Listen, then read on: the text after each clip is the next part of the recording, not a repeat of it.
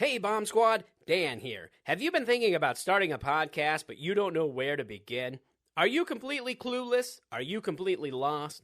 If so, you're in luck because I have the solution for you. It's Anchor by Spotify, the easiest way to make a podcast with everything you need all in one place. Anchor has the tools that allow you to record and edit your podcast right from your phone or computer. When hosting on Anchor, you can distribute your podcast on listening platforms like Spotify, Apple Podcasts, and more. It's everything you need to make a podcast in one place. And best of all, Anchor is totally free. We use it, and you should too. So download the Anchor app or go to anchor.fm and start your podcast today. I got us a lawyer for this podcast. That's what's coming up on The Art of Bombing, episode 253. My friend Dan, he's got a podcast, 'cause all comics need a podcast, and nobody had a podcast called The Art of Bombing. So Dan went out and bought a tape deck. Who knows why he bought a tape deck? Podcasts don't get played on tape decks, but Dan is from the 80s. So hey there, all you funny jerks, come talk to Dan about your work. Tell him all about your worst times. It's The Art of Bombing.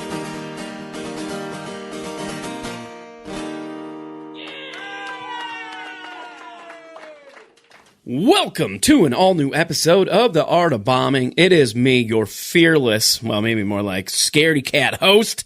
No, I'm not really a scaredy cat. Dan Bublitz Jr. And with me, as always, is my co-producer, co-host, and cohort, Mr. Josh Shirley. It's just scaredy cat because, you know, Halloween just got over. Halloween, okay. Did some trick-or-treaters come to Monday. your door and, like, they had some scary costumes and you had to... Actually, honestly, we didn't have a whole lot of trick-or-treaters, and but of the handful that we had, they were more adorable than scary. Oh, nice. This was my first Halloween where I... did not have to like handhold my son all the way around the neighborhood. So he got to just jam out with his boys. And I just sat on my porch and drank with my wife and our friends. And we just sat there and handed candy out and like heckled the kids. It was great. That sounds like an amazing time for Halloween. It really was. Yeah, we had a little fire going. I'm like, Nice. this is how you do it. That's fun. Yeah, I ended up... I wasn't going to do anything on Halloween because I was out of town last weekend. I had to go back home, and I did. It was a fantastic show. That place was packed. I did a opening set on somebody else's show. Sold all my merch. So great. Thank you, Huron. If anybody from Huron is listening, thank you for that. But I wasn't going to do anything on Halloween other than hand out candy. And then a buddy of mine convinced me to go out for a little bit, so I handed out candy. And then I got dressed up and we went and did some karaoke and had a few drinks Monday night. It was a good time. Yeah, fun. Yeah, didn't get too carried away, but it was a good time.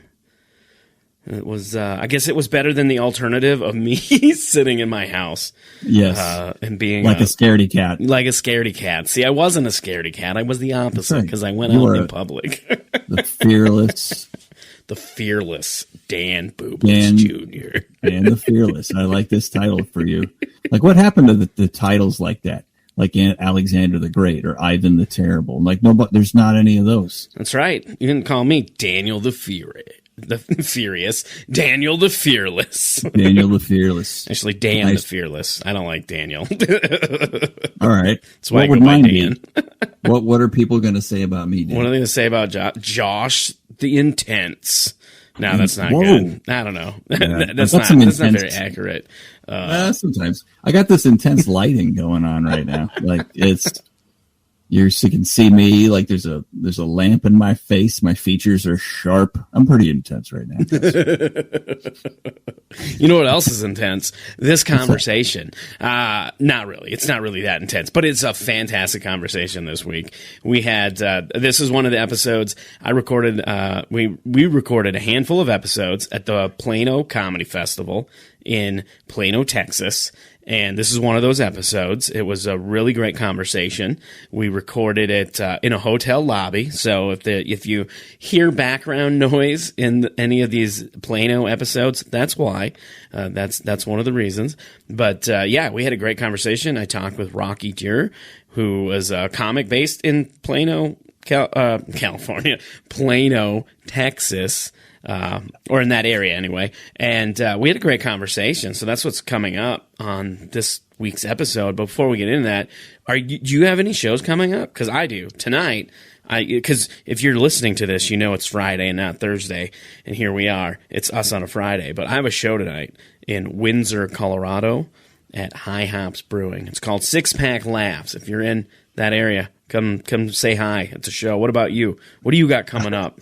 I like 6 pack. No more than 6 laughs. That's 7. You're off, Steady. Right? Nobody can laugh in 5 laughs. Just like 6 pack laughs. It reminds me of the something about Mary.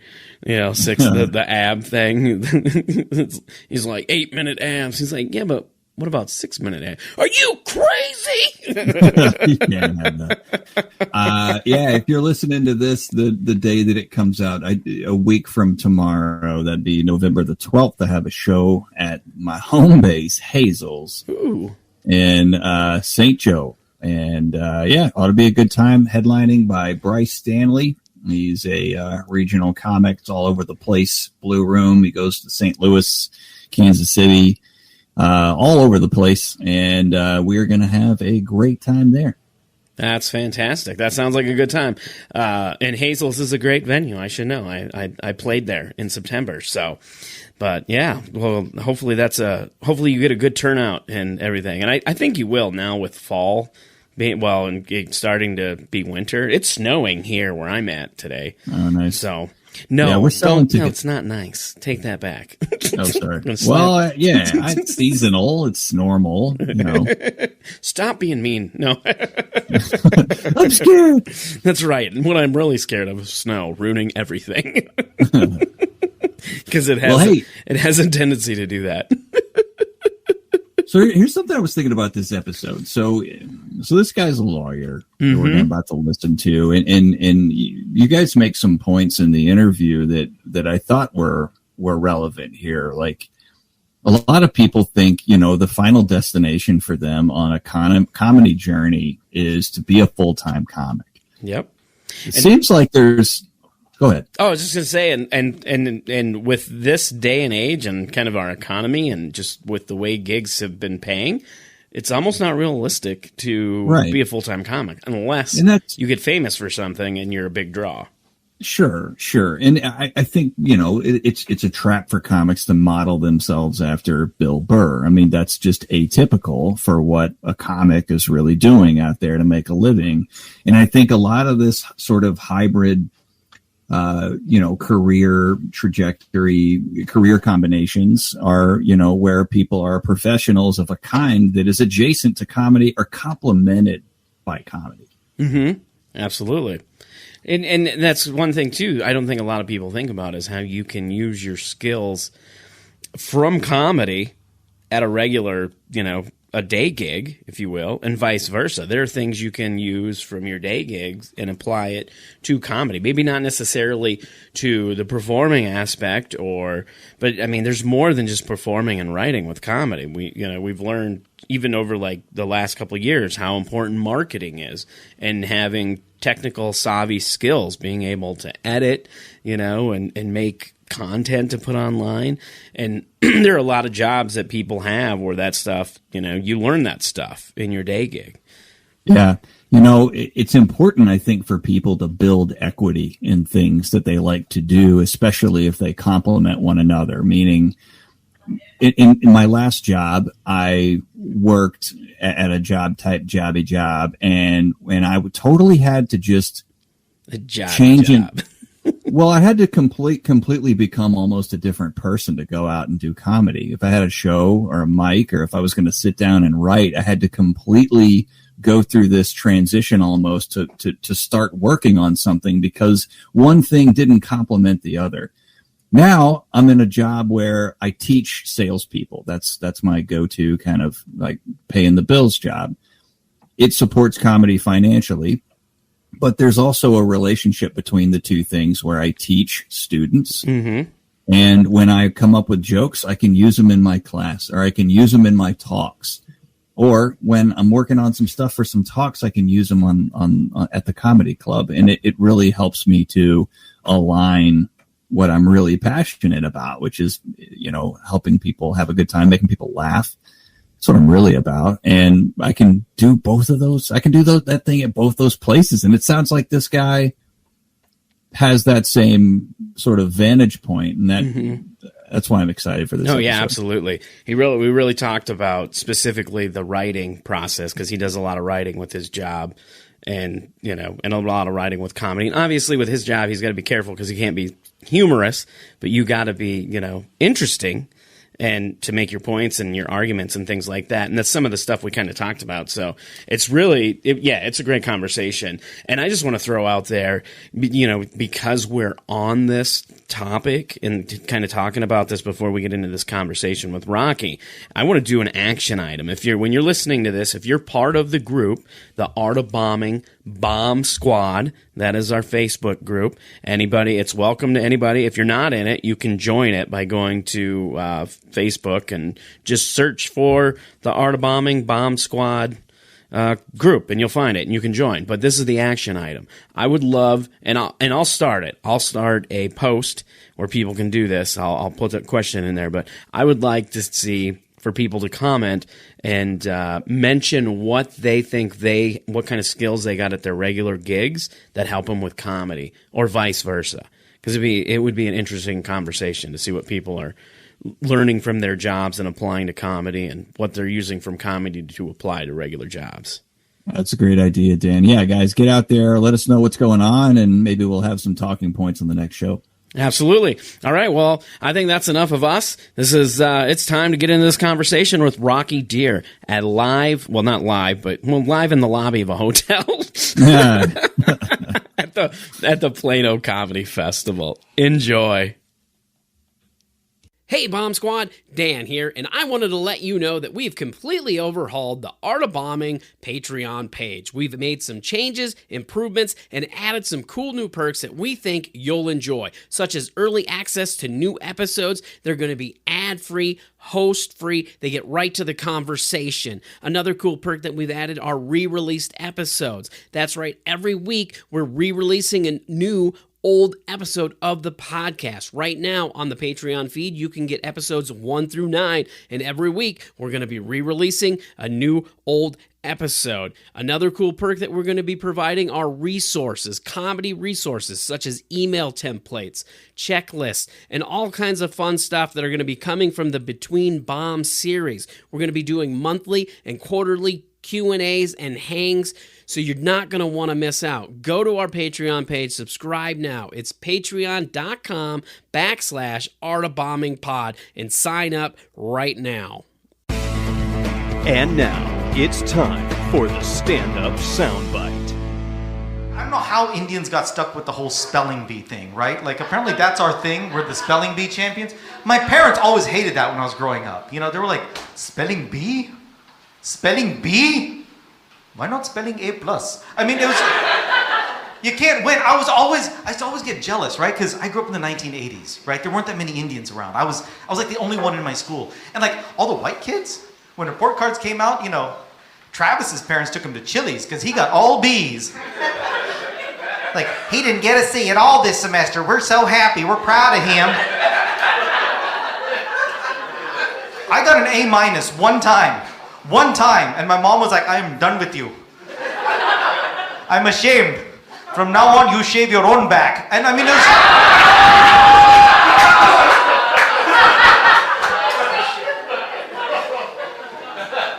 And I don't even know how we got stuck with the spelling bee thing. Because, like, if you think about it, everybody else got the cool stereotypes, right? Like black people, like Vaughn, get the basketball and the football, right? And like Mexican people, they get boxing and soccer, and like white people get bowling and job promotion. But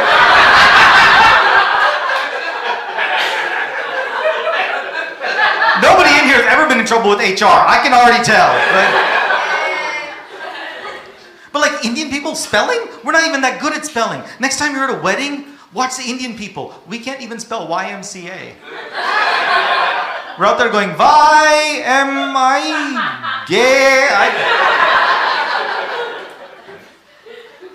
No, growing up Indian was weird, especially being like the only Indian around, right? Because like, okay, so like I never had a normal experience, right? Like, so like for example, right, recess.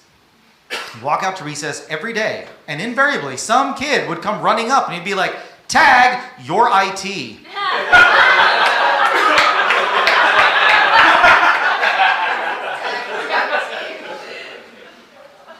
Honestly, I wasn't even mad. I mean, statistically, he was right, okay? I'm letting my people down doing what I'm doing right up here. You know, like this is...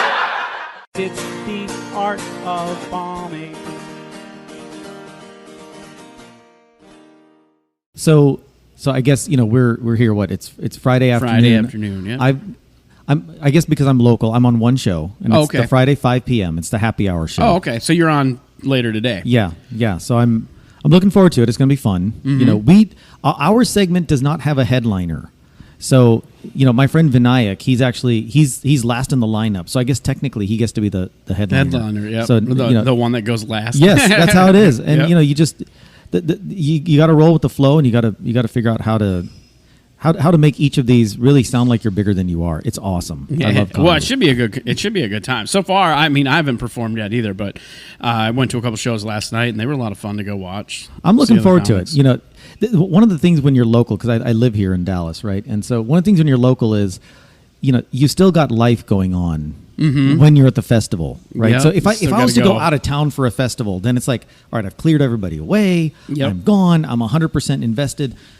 Now I'm like, oh well, I've got to take my kid to dance, and then you know, the tire is deflated. I got to get it taken care of. It's like all that little life stuff. Yep, still continues to kind of confound your plans. So, you know, I'm trying to get out to the festival as much as I can, but it's an uphill battle. Oh, absolutely. That totally makes sense. It's funny. I'm the person that's staying with me this weekend that we're sharing a hotel room.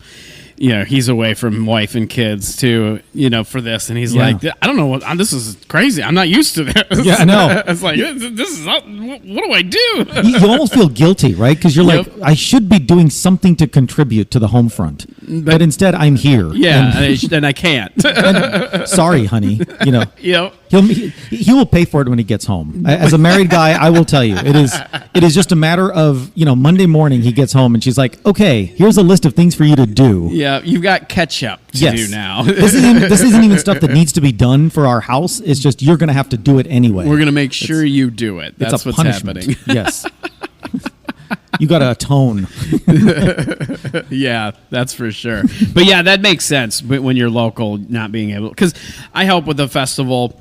And same thing, a lot of the people that are involved are local, and then there are comics that get on that are local.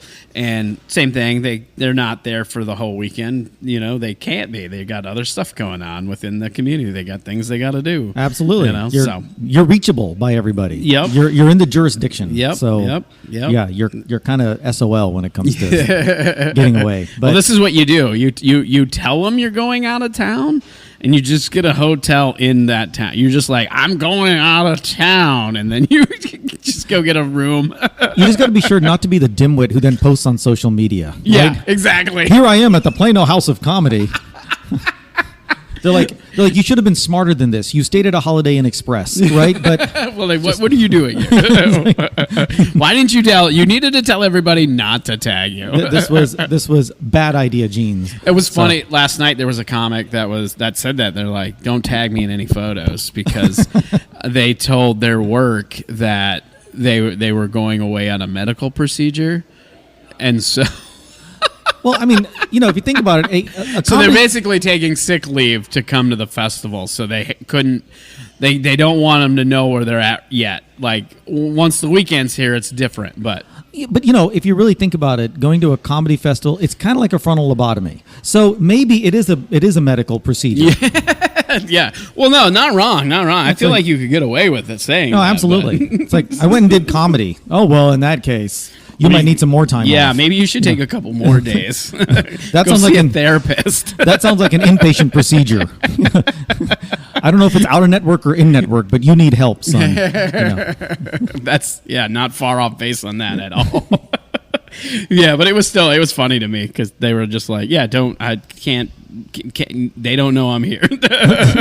Shh, don't tell my boss. Yeah, keep it quiet. I want to have a job when I go back. Don't tag. It's not showing up on my resume or on my credentials. This is, it's like I never did this. Yeah, that's funny. Yeah, but yeah, have you done any festivals outside of like in other areas? No, this is my first one. Oh, So nice! Congratulations. I started doing comedy in June of 2021. Right. Oh, okay. So I took classes before that, and then my classes ended in June. We had our advanced showcase, and then I went and started hitting the scene and doing all that. And this was actually the first festival I ever applied to. Oh, the Plano nice! Comedy Festival. And you got in. That's awesome. And I was like, that's very gracious of them. Mm-hmm. To give newbies like me Yep. a shot at this. And that was in 2021. The Omicron variant Yeah. just started hitting, so then they postponed this a year. And luckily, they said, look, if you've already been accepted, you'll be able to do it next year. Yeah, which I thought great. it was great for them to do that. It really was, because I was Yeah. like, then they can't exclude me based on what I do for the next year. So this is fantastic. And I wouldn't get too carried away. I feel like there are some things you probably could have did that got you your invitation retracted. Well, but you would have had to be they would have had to be some really bad things. Or I'd have been tagged on social media. And Yeah, somebody tattled on you, essentially. look what he did. Yeah, that's about right. So you said that you started comedy by taking a class. How do you feel like that helped you? Because I know that within comedy, Right. there's a huge there's a chasm. Whether the people are like, oh, you took a comedy class, you're whatever, or oh, comedy classes are just there to take your money and take advantage of you Right. and blah blah blah blah blah. Right. And it's I'm down the middle where I'm like, I can see the benefit of taking comedy classes Sure. because there's a lot of things that you can learn within a class. There are things that are teachable, but I also see that there are a lot of shysters out there just trying to make a quick dollar. Absolutely. And I always tell people it's a matter of doing your research. Yeah. You got to find out what it's about. Do your research, do your due diligence. But there's a lot of benefits. How do you feel it's been for you? For me, it was great, and it was something that really helped give me structure. I'm one of those people that needs a structure. Mm-hmm. I can't just go out and figure it out. So it's like even when I would study for tests, I wanted to have a structure. I wanted a study guide growing up. I was never one of those that could just say, oh, I'll just go read the book, I'll figure it out. I had to go to class every day in college. If I skipped, I'd Just be totally lost. I'd be lost, right? Whereas there were others that could just kind of figure it out, and I wasn't smart enough to figure it out, right? I needed that structure around me. So, for me, the comedy classes were kind of a foregone conclusion, and I'm very glad that this is not on video, because then your viewers can't actually see my face. But if they did, they'd realize, Well, they'll see your picture when they see okay. it on the episode. Sorry, listeners. Artwork, I tried to get you out of this, but Dan's insisting. Yeah, they'll What do you do? definitely see your face. They just won't see it moving. So. There's something to be said And for maybe that. that's where they're getting the benefit. Maybe that's the benefit. They don't see your face moving. That's good. They don't see the rest of me either. Just the Exactly, face. just the face. Just the face. But so I'm in my late 40s, right? So I started this journey fairly late in life Yep. after doing other stuff for a long time. And so for me too, it was that I don't have time to really experiment. If I want to do something with absolutely. this, You gotta- I've got to kind of get in there and take kind of it understood. serious, yep. And so for me, the classes were extraordinarily helpful that way.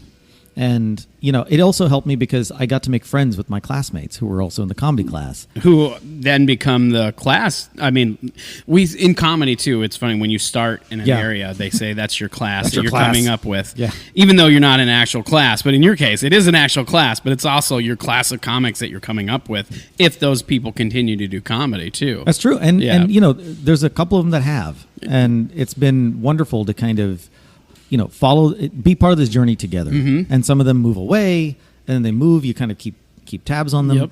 So I think in that sense, it's been a real blessing. And so Yeah. I'm glad I did it. I don't regret it.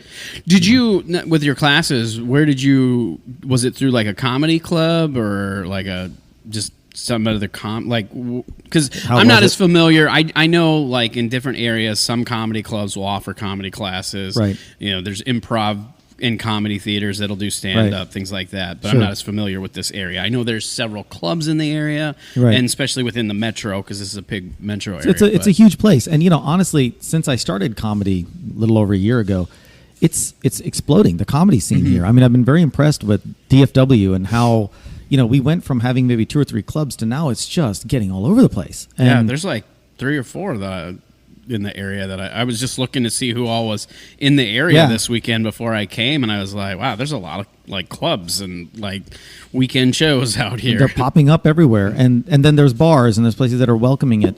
So there's a lot of people that are producing independent shows. It's been really fun to kind of watch that evolution. I took my classes at a place called the Comedy Arena. Oh, okay. In McKinney. That's funny because they're doing shows this weekend too. Yes, they are. My buddy And Justin is headlining there this weekend. Justin Foster, yes, Yep. and that's a fantastic club. I think Justin's going to enjoy that. It's the Comedy Arena is extraordinarily supportive, and I'm so glad I got a chance to meet them. Yep. Are they and be part like of that. are they just strictly stand up, or do they do like improv stuff there? Are they like a comedy improv type? They do plays or improv, sketch too, Yeah, like they all have of it? improv. They have sketch. They have Okay. They have So they're kind of like stand-up.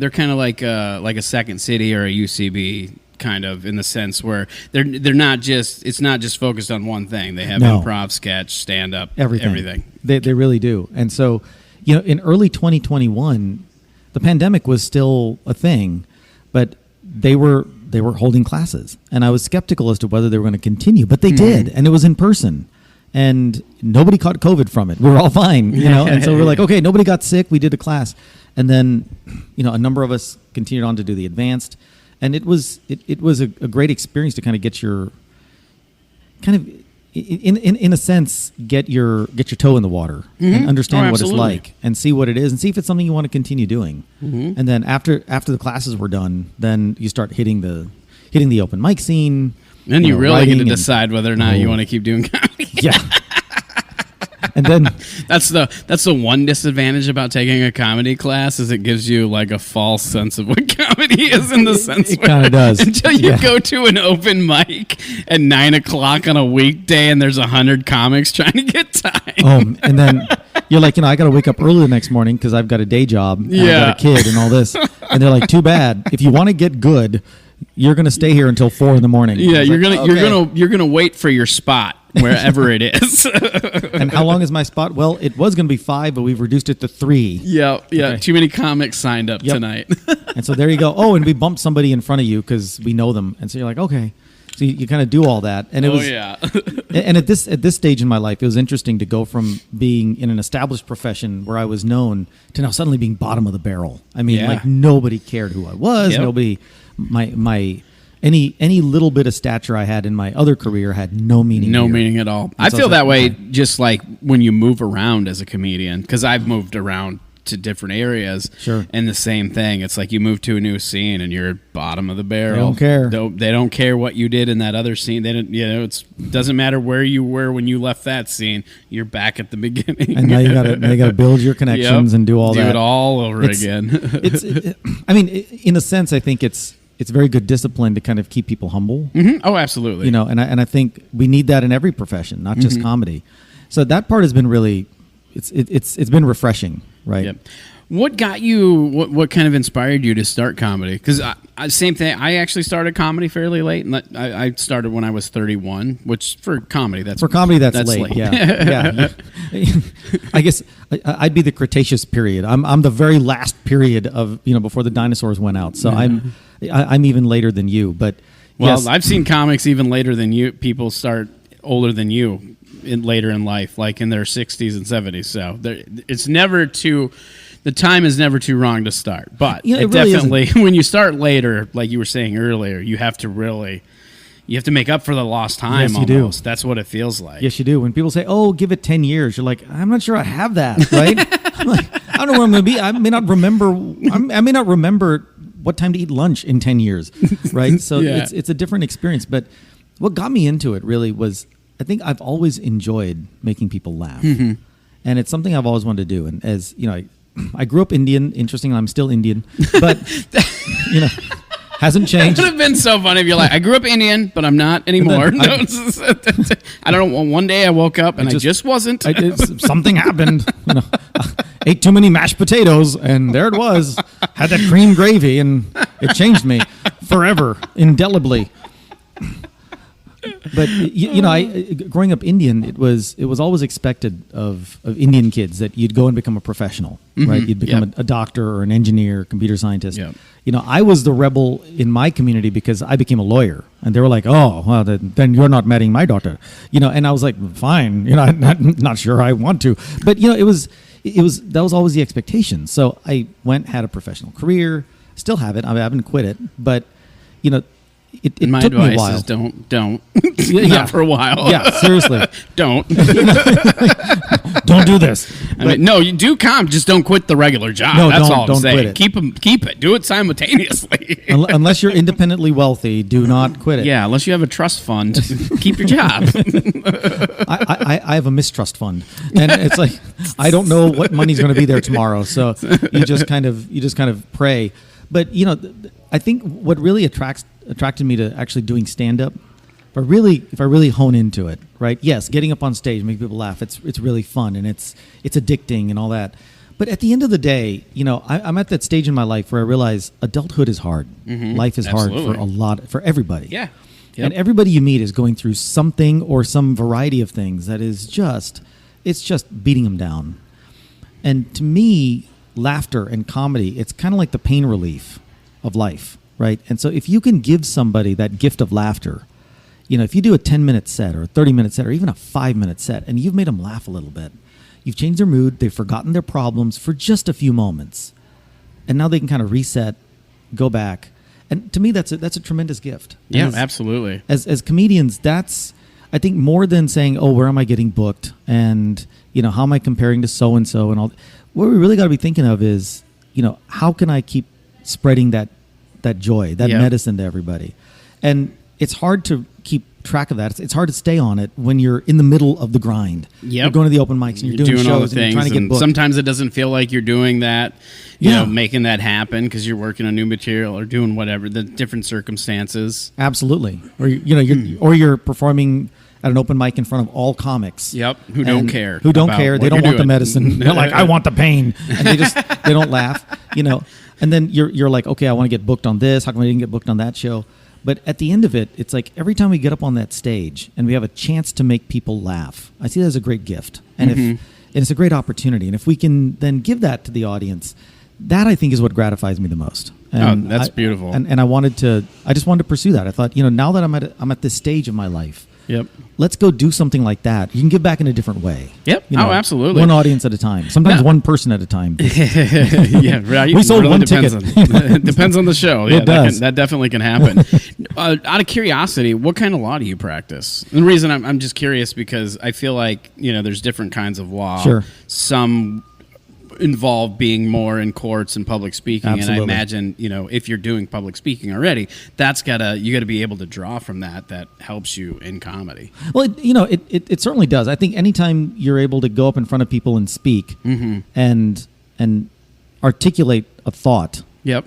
it's going to help you with any other time you're doing public speaking, whether it's comedy to law, law to comedy, whatever. Yep. Right.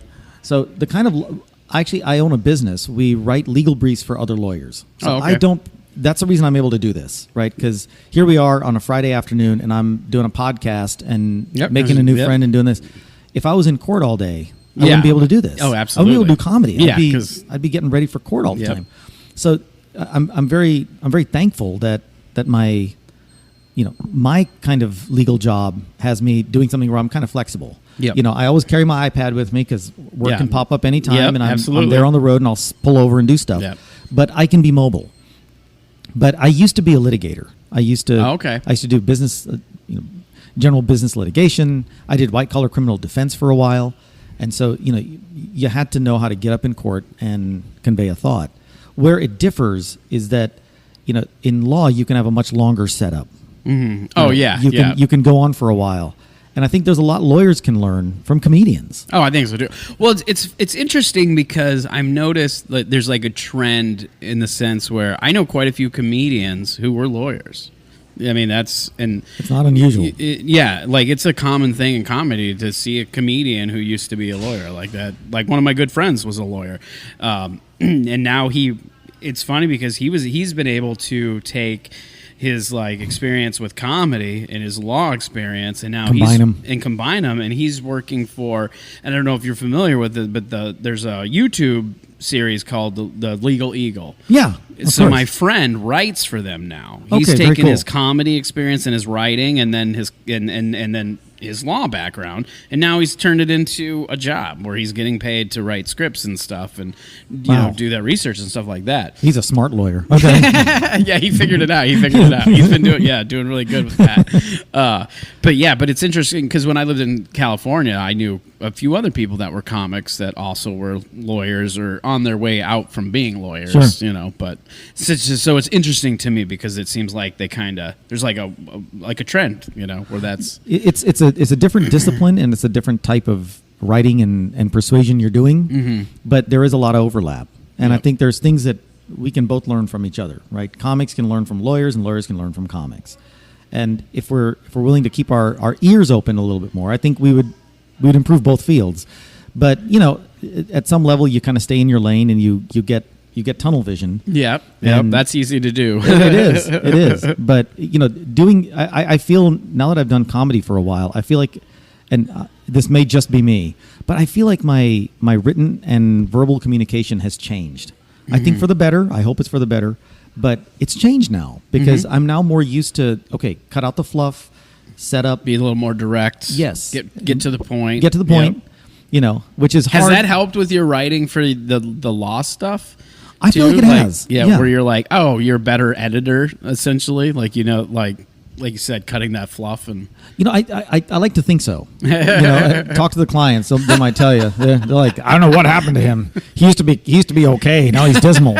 You know, but he used to be good at this job, and now I don't know what happened. He keeps peppering F-bombs in the middle of our legal brief. I don't know what's going on. And it's weird because he's actually spelling out F-bomb. Is he dictating this? Like who does that? You know, so it is kind of a. But I think what it's done, you know, because as lawyers we're not trying to be funny, but we do have to kind of get to the point. Yeah. And so, and I think in a little bit of a point with that, not necessarily trying to be funny, but you're trying to be charismatic, and I think humor adds to being charismatic a little bit too. Like it does, you know, not like directly trying to be funny, but you know, like you see people like speak or even in their writing, they allude to something a little funny, but in the sense where it's more charming than, you know, hilarious. They're trying to be a little witty. Witty, right? that would be a good way. Yeah, that's a better description. As lawyers, we have to be kind of quick-witted. Yes, there you go. That's what I was trying to get to. It's okay. I know the word. I don't know how to do it. I just know what the word is. You know, it's wit. And at the end of the day, what you know, I think what lawyers can learn from comics, because we're not, the witticisms come in at certain points, but we're not trying to be funny. Yeah. But we are trying to be persuasive. And sometimes if you see lawyers when they're giving a closing argument or they're writing a brief, it's really dry. And I think as lawyers, we need to learn how to kind of make that more interesting. Yep, absolutely. You know, pepper in more things, and don't assume that the listener or the reader needs all this background. Sometimes you can just get to the point. And it's going to take lawyers a while to do that because we're a very risk-averse group, you know, as a whole. And so getting us to change is going to be hard. But I think there's some lessons to be learned there. And I think for comedians, what we have to learn from lawyers is a little bit of that. There's a certain poise that comes to good legal delivery. You know, eliminating the ums and the uhs, right? We do that a lot as comics. We're like, what's next? And that's something in the courtroom you want to avoid. And as comics, if we learn to kind of take those pauses when we need them, and it's okay if the clock's running, take the pause, but get your word down, and then hit them with something that actually adds to the profound nature of what you're trying to say. That's a really good observation. That really is.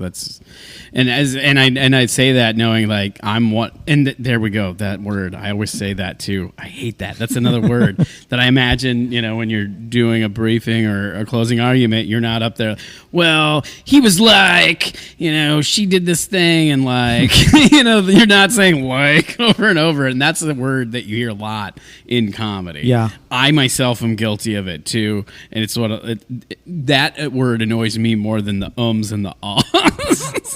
I say right a lot. I'm like, so this happened, right? And I catch myself doing it on stage, and I'm like, stop that. But then it just happens. I think sometimes when you're trying to entertain people and you're trying to talk more casually, that stuff comes out. Oh yeah, yeah. And you have to give yourself you have to forgive yourself to some degree, because you don't want comedy to come across as something so stilted and rehearsed. So it does have to come across naturally. But there's certain speech giving techniques that we can learn and make ourselves kind of stronger orators. Mm-hmm.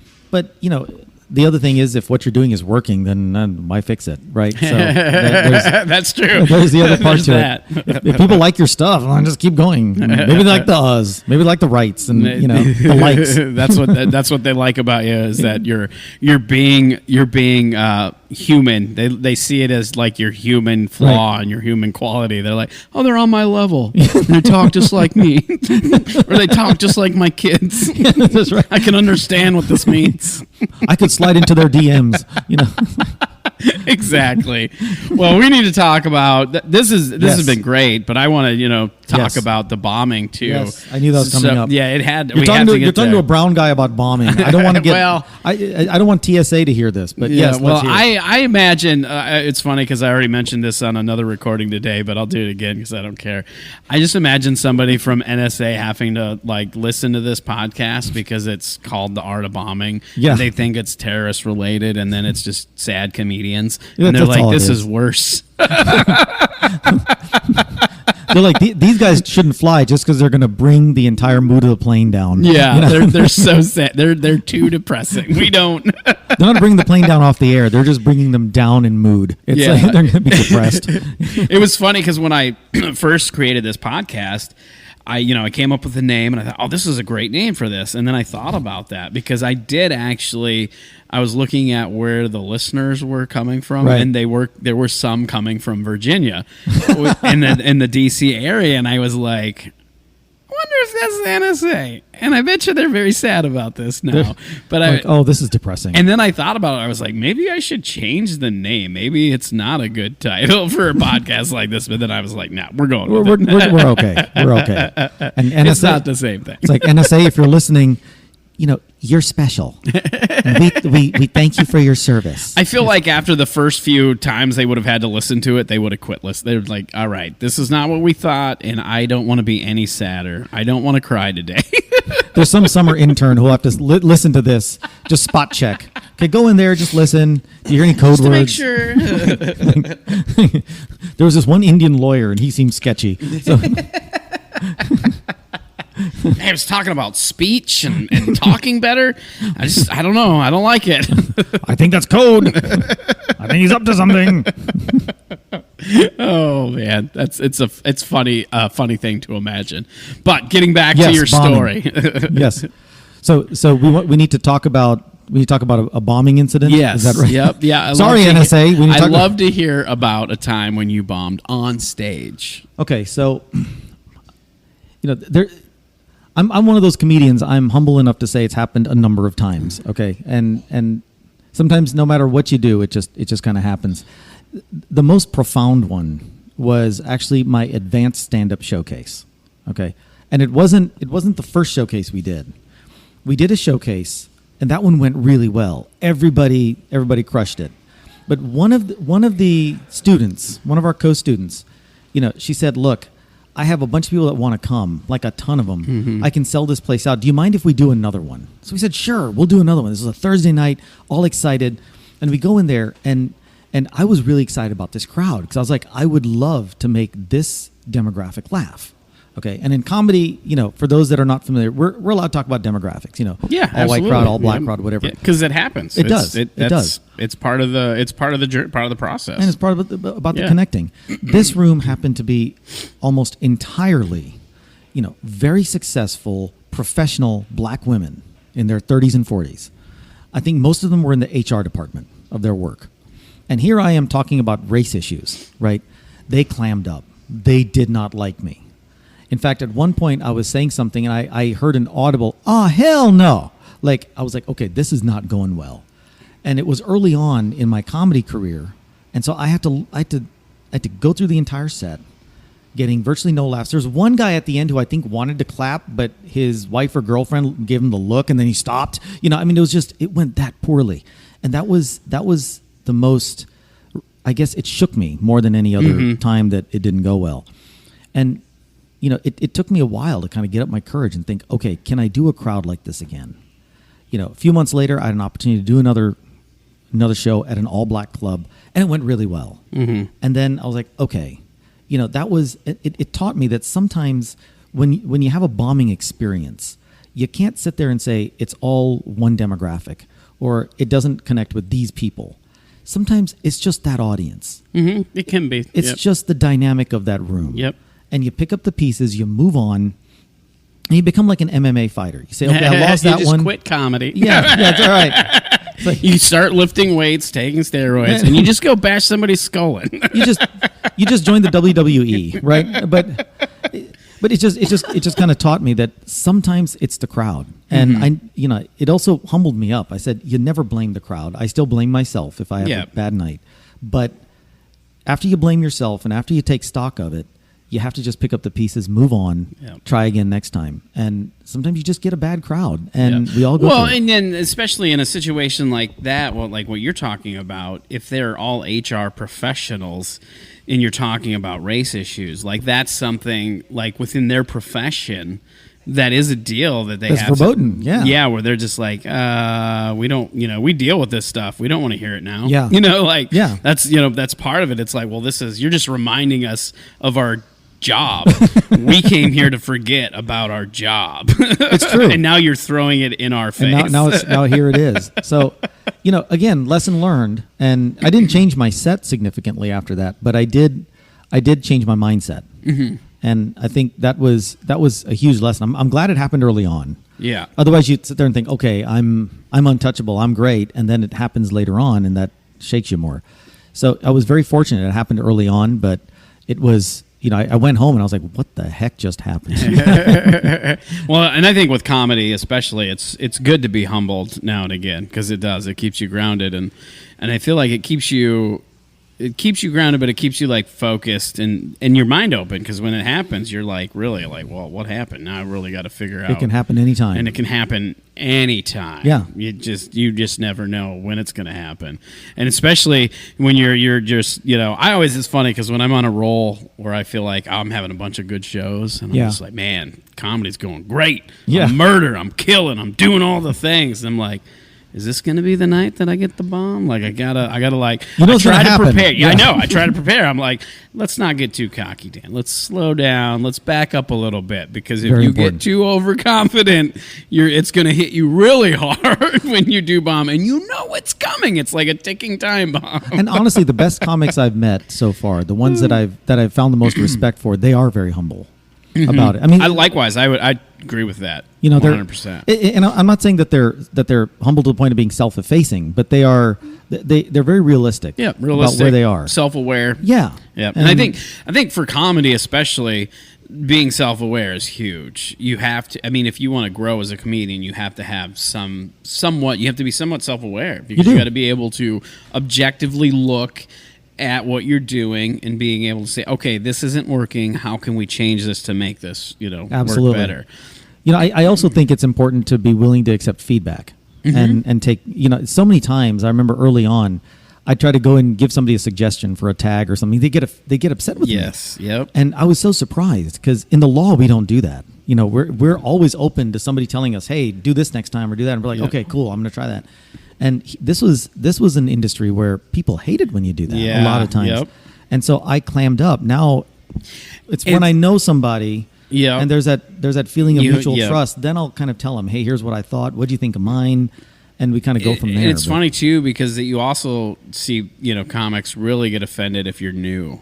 Yes. You know what I mean? Like if they're a comic that's been doing it even a couple of years longer Who the hell than are you another to tell person, me? and you come up and they get it's ego is what it is, but it's kind of dumb because it's like I feel like you can learn. Everybody has a different perspective, absolutely, and has like their own views and experiences, and they can contribute to something. So it's like, how am I to say that the joke I wrote is the perfect joke? Somebody who's doing comedy 5 minutes might have a good idea for a tag. They absolutely could. And when you don't welcome that, like, you're not going to get better. It's like, and maybe they have a tag and it just doesn't work because you just can't deliver it the way it would be if they delivered it, or whatever it might be, if it's in their cadence. But that's doesn't, there's no sense in getting mad when somebody suggests something. I'm flattered that they actually listened enough to have a suggestion. Yeah. Especially at open mics. I mean, most of the time they're not even listening to you. And that's a good point too, the fact that comics get mad about that when they should be thankful that somebody's paying attention. Especially when it's another comedian. Absolutely. Right. And so I'm like, I tell people all the time. Point. I tell them all the time, if you see something you think needs to change, I may or may not try it, or I may try it, it may not work, but I'm glad you talked to me about it. Same thing. When people come up to me and ask if they can give a suggestion, I'm like, yeah, bring it on. Bring it on. I mean, like I said, I might try it, it might not work, and then I never do it again, or I might it's just not for me. Because sometimes you get these people, especially non-comics, will come up and be like, you should do that, and it's like, no. Like and this just happened to me recently, where I have a joke that I've been doing that I was working on about not having kids, and that my mom was trying to pressure me to have kids, and it's kind of a darker joke. Sure.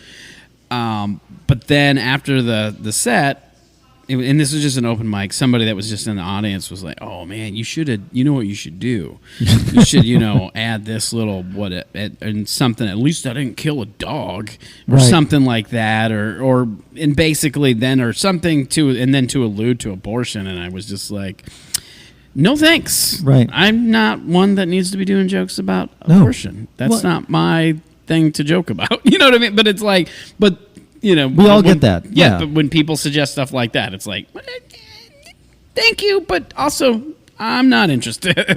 What I usually do, I tell them, let me work on that, and I'll try that at an open mic. I'll workshop it.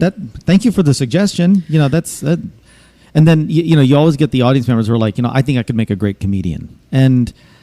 I know it's tempting as comics to sometimes think, oh, who the hell are you to say that to me? But I look at it as you very well may. Well, I always go try. It's funny. That's always my response when somebody says that they could be a good comedian. I'm always like, I'll do it. Here's where you can go do open mic. I'm like, go do it. Try it. But inside, I'm very polite. You should try it. Here's where you can go to do open mics. Yeah. But in my brain, I'm like, yeah, try it. See how good you are. I can't wait to watch you bomb. I'm going to come give you suggestions, just like you gave me. Yeah. I can't wait for you to go up and try it one time, get so humiliated that you never go to comedy again. Although I've seen some, they do bomb and then they come back. I'm like, what? That usually happens more times than not. I was like, hats off to you. I respect that. Yeah, absolutely, because it does. It takes there's a certain element of courage that it does take to go up, even if you bomb. You still have to have some sort of a little bit of courage to go do it. It's Absolutely. Not for everybody. Absolutely. So I always, my hat's off to anybody that ever tries it, even just one time. I'm like, you had the courage to do it. Yes. Props to you. You're a comic now, even if you just do it once. Yeah, so good. You did the thing. So good for you on that. Now going back into talking about the show, where you kind of had an idea of what happened with everything going on. When you're looking back at shows like that, or you're trying to improve a set, what are things that you try to look for, when a show goes wrong, or even when it goes good, that you're like, this is something I can do better?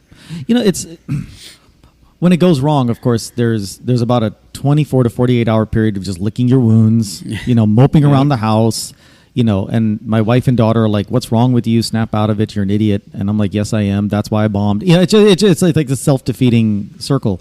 But then at some point, what I also try to do is, whether it's a show that went well or didn't, I'm trying to go back and think, okay, if I even got a chuckle, where was it? What parts seem to have been hitting? Where did I think I was going to get laughter and I didn't? And even shows that go really well, there are times, and we've all experienced this as comics, right? There are times when there's a joke that 99% of the time it lands, and it gets a laugh, but then that one audience doesn't, and they laugh at something completely different. Yep. And so I always like it when they laugh at the setup. Yes. That's not the joke. You do a setup, and 9 times out of 10, you don't get a laugh because you're not supposed to. Right. And you get that laugh 9 times out of 10 on the punchline. And then there's that one time when it's the opposite. Yeah. The setup, they're laughing, and then you tell the punchline. And then they're like, what? Like, damn. Yep. Darn it. It's like, what happened there? It's like Newman, but yeah, I mean, and so I think when things like that happen, what I'm trying to do is look back and think, all right, was there something about this audience? Was there something about, again, the demographic? Yep. Was this a certain part of town or a certain, a type of locale that just it hits differently? What can I take from this? And it's ironic because as comics, we're trying to be very accepting of everybody, but yet we generalize when we do this, right? It's the total opposite of what we're supposed to do. But to become better comics, you sometimes have to make these generalizations. And when I step back, I'm thinking, okay, what do I need to learn from this?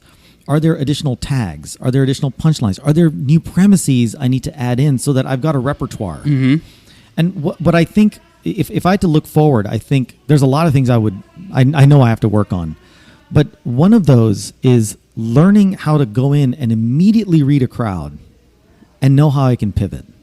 And to do that, you've got to be able to do the emotional intelligence part of it, of understanding how these folks work.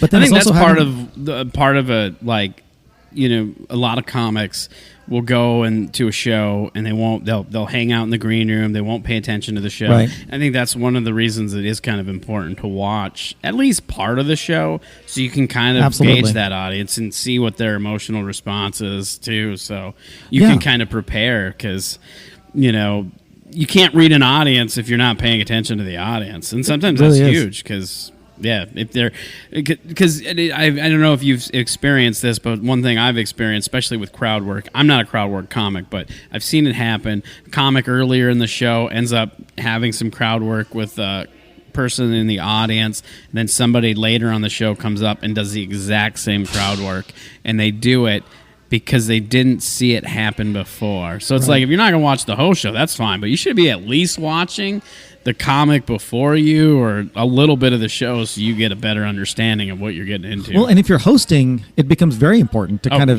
read the room, get a sense of who they are, and you may not be accurate, but exercising that is important. And I think the other thing is, of course, having a data bank of material that you can pull from for different crowds, or figuring out how you can reorder something. Because sometimes it's not even the material, it's the order of it. Absolutely. The flow and those are both things that I'm working on. I'm not. I wouldn't say that I'm even close to mastering it at all. But those are things that I want to work on to become a bit more versatile. Now, with your regular job, doing the legal stuff, there's a lot of writing involved. So, as a comedian, what's your discipline for writing? Do you physically write stuff out like you do that, or are you a little more loose with writing comedy? I'm experimenting with different things. One of the things I want to try now is mind mapping to see if that works. Where you kind of have an idea and you let things branch off of it. I'm going to see how it works. Right now, what I do is, I use a program called Evernote, and I bought the professional version, so it syncs across it stores in the cloud and it syncs across my different devices. And I go into Evernote and I've got a whole folder for just comedy, and then I make little bits, and I'll write it out kind of with the voice in my head. The problem is that when you type, after a while, your brain goes faster than you can type, and then I start losing thoughts. Oh, right? That's interesting. So what I'm experimenting with now is doing the dictation function. So I just say it, get it all on paper, then go back and edit it, put the punctuations or whatever. And I'm a typing type person, so to go back and say it and dictate it is taking an adjustment. But I'm playing with that because, my ideas come to me when I'm in the shower, when I'm driving a car. It's when I can't sit down and write. Yep. So if I can experiment with dictation, that might be a way to just get the idea down and actually, as if I was performing a bit at an open mic, and then get it on paper. So that's what I'm going to play with now, kind of in the next few months, and see how that works. Yeah, that's good. Yeah, I mean, because it's interesting because, I'm not. I'm pretty loose. I do a lot of my writing like on stage, Sure. or just in my head. I don't physically write, but I was just curious about that because, I want to get more disciplined with writing, like physically writing, Right. because you get a better vision of what you're. The words. So it's easier to edit if you can see the words, Right. versus in my head, I'm like, well, this is how I should say it. And then I don't always say it that way. It comes out a, completely different way. But if I actually look at it, then it's like, oh, this word is not working with the joke. Get rid of that word, Do you record everything you do? I do, but I don't listen back as It's much hard, as I man. should. It is hard. I don't like the sound of my own voice. Same here. I don't like seeing myself. I'm like, okay. Yep. The same. I feel like that's a lot of comics we feel that way. There's a few that are like they Look at got me. that ego and they're like, I love watching myself and hearing myself. And good for you. I hope you're doing well in comedy because I can't do that. I can't but either. I've been doing I have a really good memory, and that helps in the sense that when I get out, it's all up here. So even like after a set, I can go back in my brain and kind of replay the show, or Right. at least my set, and I kind of have an idea of what went wrong or what didn't or whatever. So listening back to my audio isn't as important to me because I'm just like, well, I can replay it in my head. No, and that helps. It does. Just remembering where you thought it went well. When I do listen to the audio, what's interesting is where I thought I got a laugh versus where I did get a laugh. Mm-hmm. And sometimes I don't realize that, that part that I thought went really well, it was okay, mediocre. Yeah. But then there was this other part, it flew right by me. Yeah, you thought it, and I suppose you probably run into this too, where you feel like it didn't hit, and then you listen back, and suddenly it's like, it did hit. They like that. They did like that. I just didn't, for whatever reason, hear their response. It didn't register. It just didn't get up here. Which, that's one of the things that's really unfortunate with comedy, where if you're in like a big room or they have like monitors and stuff on the stage and you can't hear the audience, or the laugh can get lost because the room is too big. Yes. You're up there, that didn't go well. I'm bombing. And then They hate me. Yeah, and then you start panicking. But then you go back and listen to it, and you're like, well, I could have put on a better show had I knew they were into it. But they were into it. I just didn't realize it. So. Or you get people afterwards saying, that was really great. Yep. And you're like, you liked it? Why didn't you laugh? I did. Oh, I just couldn't hear you. I get it now. It's funny because you brought this up earlier about that moment, like when you have a joke that lands most of the time, and then that one time it doesn't. And one of the things that I always ask comics is, in that moment when you tell a joke and it doesn't land, or you feel like you're losing the audience, that pivotal moment where you're like, I'm starting to lose them, I'm starting to bomb. In that moment, what goes through your mind? So I guess there's a difference between the audience is into it, but I'm not getting laughs where I expected them to, but they're happening elsewhere. Mm-hmm. Those, I just roll with it. I'm like, okay, I know not to pause, and I try to be more mindful of, am I getting responses from the audience? And then kind of time your pauses. I guess I should say retime your pauses to different spaces. If I'm not getting laughs at all, or if it's very tepid laughter and it's just kind of chuckles, and I'm not used to that, then I say, okay, I may not pause as much for laughter. I'm going to go through my set, see where because at the end of the day, we're professionals. We've got a job to do. Yep. Without the laughter, I'm going to be done about a minute earlier, but that's okay. And I just say, okay, thank you so much, and kind of get off. What's going through my head is, okay, this sucks. What's happening here? I need to go back later and really think this through. And, in the immediate aftermath, it's, oh my God, why do I suck so bad? Why am I doing this? And then later on, it's about going back. It's also, at some point you compare, did everybody have a bad night? Was this just an unresponsive crowd? Yep. Or was it me? If they're responding really well to another comic, and they're not to me, that what happened? And sometimes it's also a matter, when you go back and do that, you realize they're touching different topics. Yep. Their style may be different. So in my case, I do all clean comedy. Yeah. And so everything I do is clean. I don't curse, and it's family friendly. And it's funny because I'm mostly clean. I mean, I'm just a regular comic, but I do primarily work clean. And it's funny because I'm on the Blue show. I just thought that was funny. I was like, did they not see my comedy? That means you're doing it right. They're like, this is edgy, and yet you can have kids come to it. I don't know about that. You know, but maybe it's Blue because they want you to perform at gender reveal parties. I don't know, you know, but it was, it's sometimes you go there and you realize, okay, this audience is into the raunchier stuff, which I don't do, and you say, okay, yeah.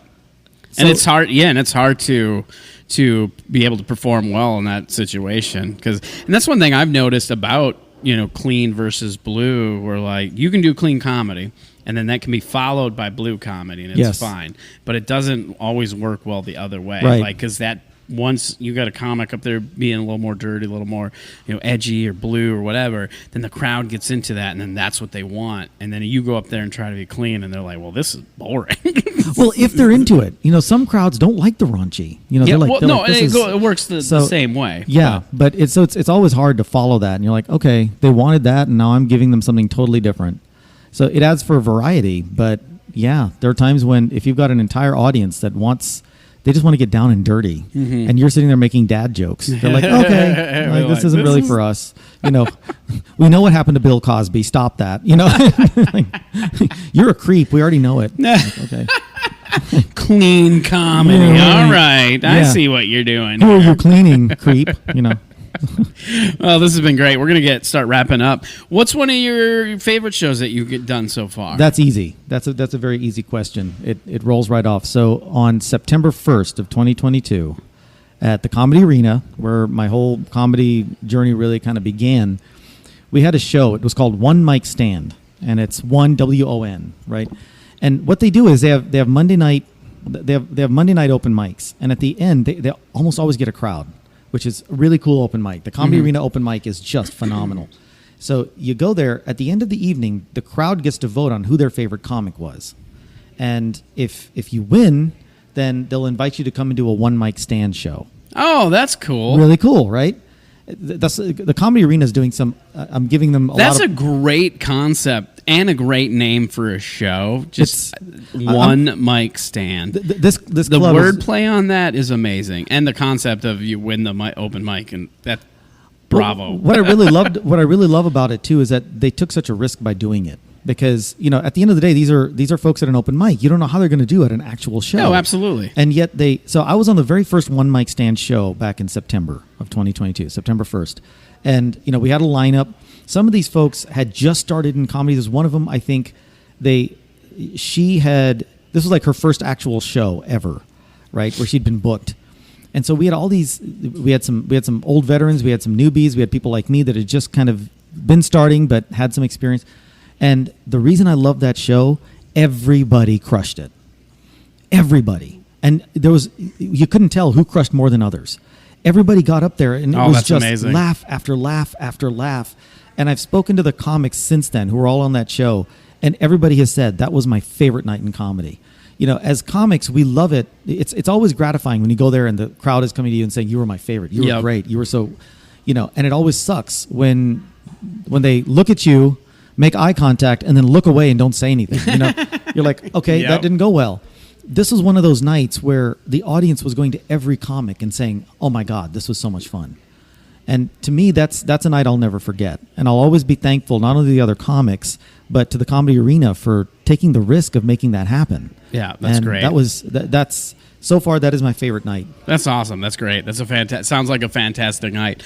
Last question. Yes, sir. This is probably the most important. We have the Art of Bombing Get Pumped playlist. It doesn't have to get you pumped for comedy. Just a song that gets you pumped for whatever. What's the song that you would add to the playlist? Oh, there's a few, but I would say the one that I usually play when I'm on the way to a show is "Pour Some Sugar on Me" by Def Leppard.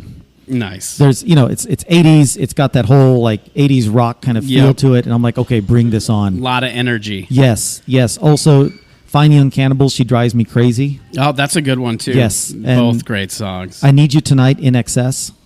So I'm going back to the 80s and 90s, but it's like those songs with those strong beats. I'm like, okay, get me pumped. I love it. And I love it. And then they're also great songs for afterwards, whether you've bombed or whether you've done well. They kind of pick you up or they keep you on that high. So. Yep, that's a good perspective on that. They keep you going or pick you back up. Yeah, and then and we know sometimes you need to be picked back up. Yes.